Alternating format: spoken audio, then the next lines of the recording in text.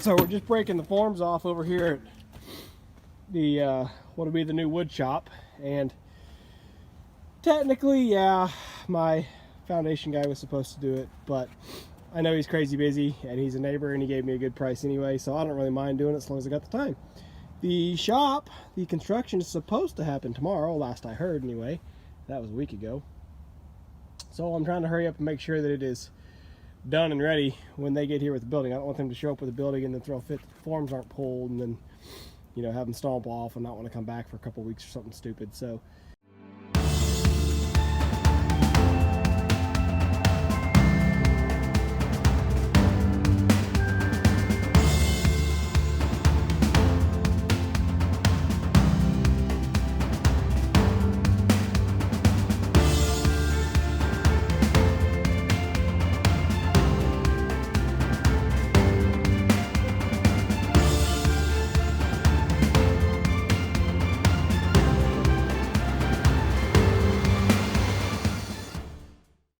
anyway, I was just going to show you how I was doing it. I learned this from my neighbor, which I kind of screwed that one up.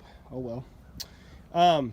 But he normally just uses his mini X when he pulls the forms. He just gets the teeth of the bucket right underneath the edge of the form and pulls it up like that, and it pulls everything out, you know, in one piece, and then you can break it down off to the side, pull all the nails, and decide if you want to save the form boards, reuse them, or scrap them, or whatever.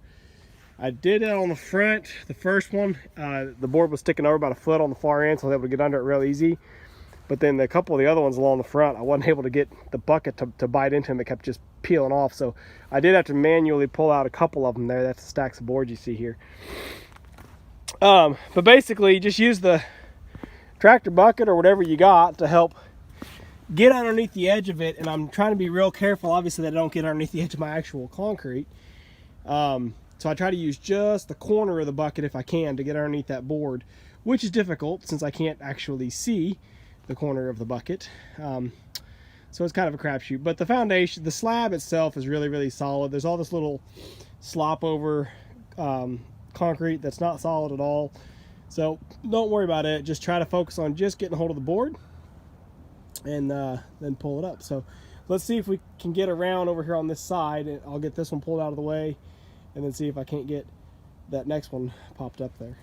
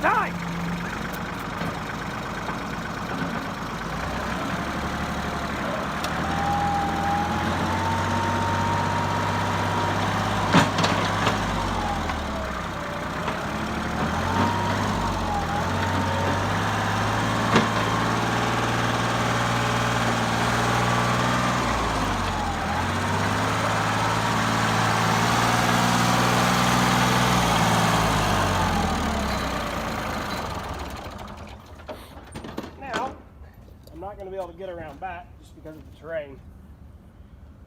But yeah, you guys get the idea. It's a little tedious trying to get it under that edge. Like I said, you can see, because I can't see my bucket, so you can see right here I just got the edge of my slab a little bit, but that's all going to be covered with dirt or rock or whatever. So, and who cares if there's a little scuff in the concrete anyway. So anyway, that's much faster than trying to pull them apart one by one and hammer everything out.